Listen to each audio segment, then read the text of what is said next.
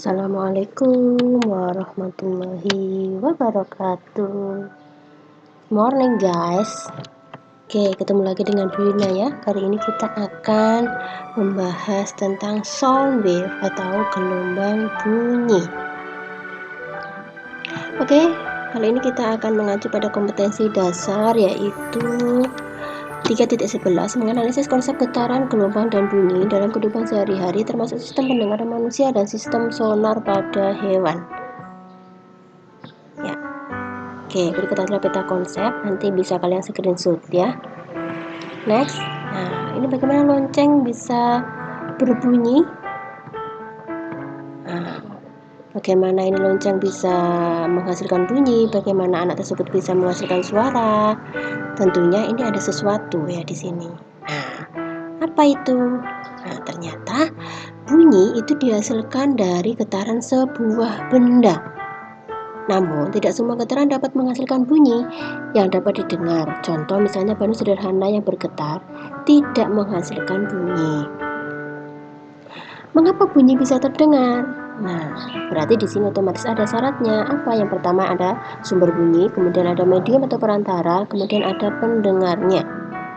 Lalu medium apa saja di sini? Yang pertama adalah bisa melalui udara.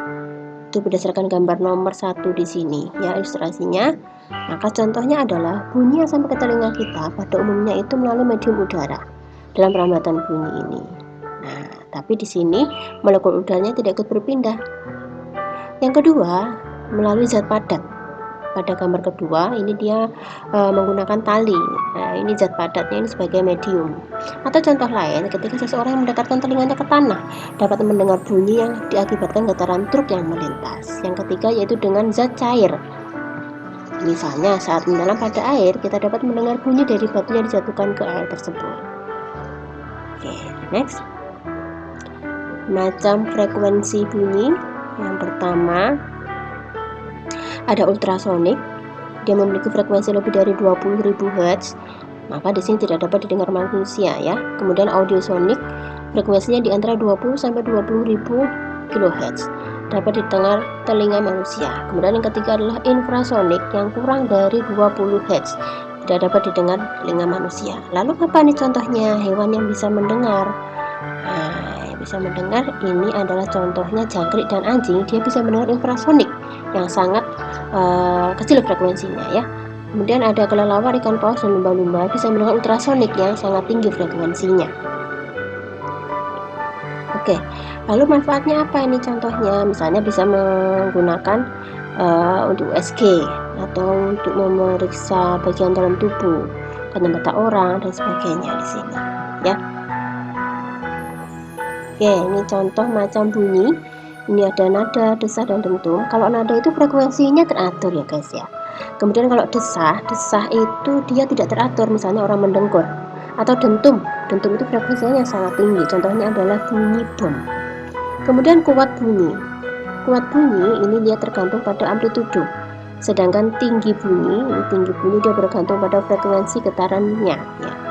Sedangkan warna bunyi, warna itu bermacam-macam. Misalnya antara laki-laki dan perempuan yang memiliki frekuensi yang sama tapi terdengar sangat berbeda. Atau manusia dengan musik lah. Nah, itu meskipun memiliki frekuensi yang sama tapi terdengar berbeda. Oke, lanjut intensitas bunyi yaitu besarannya menyatakan berapa besar daya bunyi setiap satuannya ya. Di sini satuannya adalah watt per meter persegi. Kemudian layangan adalah dua sumber bunyi frekuensinya hampir sama yang bergetar dalam satu waktu, maka nanti dia akan menghasilkan suara atau bunyi yang saling mengganggu. Itu adalah layangan bunyi ya. Sekarang cepat rambat bunyi itu adalah besarnya jarak yang ditempuh oleh bunyi tiap sekon. Kalau secara rumus ini ya, V sama dengan S per T, di mana V adalah kelajuan atau cepat rambat, S adalah jarak, T adalah time-nya.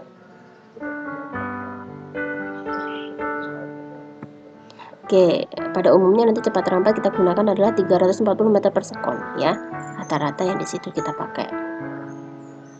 Oke, lalu di sini kita akan pelajari tentang hukum Mersenne. Hukum Mersenne itu hubungannya dengan nada dasar dawai atau gitar yang biasa kita gunakan ya di sini. Kalau secara rumus ini F sama dengan 1/2L kali akar T per rho kali A. Dari sini kita bisa menyimpulkan bahwa frekuensi nada dasar dawai berbanding terbalik dengan panjangnya dawai. Ini L panjang dawai ya. Kemudian frekuensi nada dasar dawai dia berbanding lurus dengan akar kuadrat tegangan tali. T di sini adalah tegangan tali. Kemudian frekuensi nada dasar dawai berbanding terbalik dengan massa jenis dengan akar kuadrat ya, akar kuadrat massa jenis dan luas penampangnya di sini. Kemudian kita ke resonansi. Nah, ini kira-kira kenapa ya bisa pecah ini gelasnya? Nah, yang pertama mungkin karena dia ada suara keras, kemudian dia ikut bergetar sehingga pecah. Bisa juga ketika ada pesawat terbang lewat, kemudian suaranya sangat keras sehingga kaca jendelanya menjadi bergetar. Atau selaput tipis itu misalnya gendang telinga kita, atau ketipung, rebana, atau ada juga dengan kolom udara, contohnya adalah suling, gendang, gitar, seperti itu. Lalu syaratnya apa resonansi? Syaratnya adalah dua benda memiliki frekuensi yang sama. Fungsinya adalah memperkeras bunyi asli.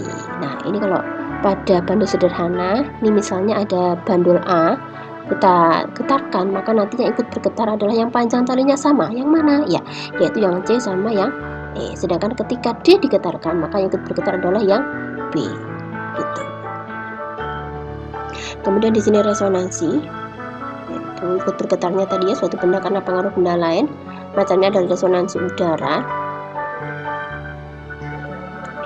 Ini contoh saja, nanti bisa kalian baca ya, screenshot lalu dibaca.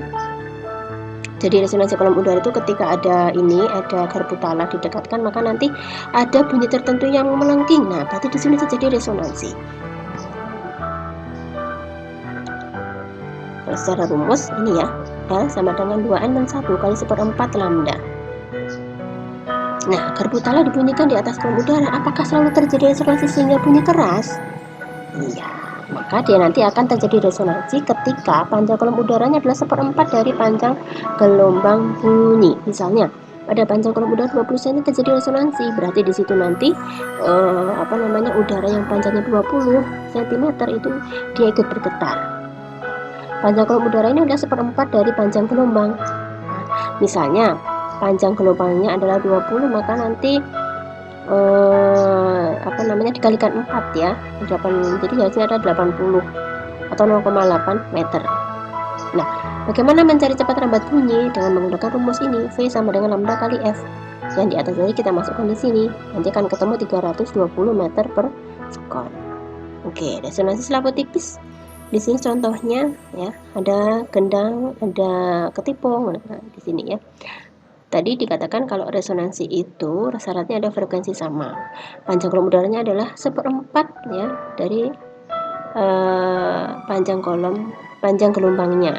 Kemudian ada selaput tipis. Manfaatnya apa? Nah, manfaatnya adalah bisa memperkuat bunyi asli, sedangkan kerugiannya itu bisa meruntuhkan gedung. Nah, itu jika frekuensinya sangat tinggi.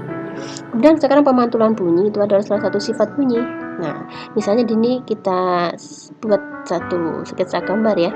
Bunyi datang, kemudian ada bunyi pantul dan garis normal itu terletak pada satu bidang datar, sehingga nanti dia menghasilkan sudut datang akan sama dengan sudut pantul.